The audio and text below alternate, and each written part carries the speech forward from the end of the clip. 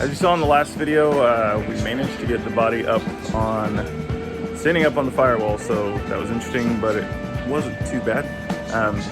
So now I get to finish weld, get the entire underside prepped, ready, any other mounts, holes, whatever I need, getting all that done so that I can hopefully set the body on the frame no more than a couple times to make some adjustments.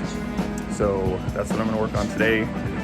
The goal in the next week is to get all the welding done underneath, everything cleaned, painted, ready to go. So we will see if that happens, and hopefully we can make some good progress. And I'll flip it around so that I can show you guys what's left to do and a few things I've got to add.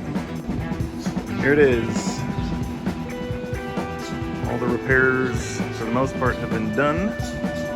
So I've just got to finish, I've started a little bit, I've just got to finish welding, and I'm getting back into it. So some of them are kind of ugly right now, but they're getting better as I go. So I've just got to finish all these joints on the underside.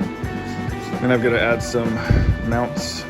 So I'm going to add some 1/8 inch angle there that I'm going to put underneath for the seat mounts so we can get those mounted up. Obviously I have to cut these bars out and then cap the ends so that will actually go over the torque tube. And just a little bit of cleanup. Eventually I'm going to get to this rust repair. I may do it right now while it's up, but I may do it while it's on the frame, not sure yet. So there's still a little bit, and then obviously the doors need a lot of love, but those can come off and be done later. So overall, not too bad. Got a lot to clean up, paint, but getting a lot closer.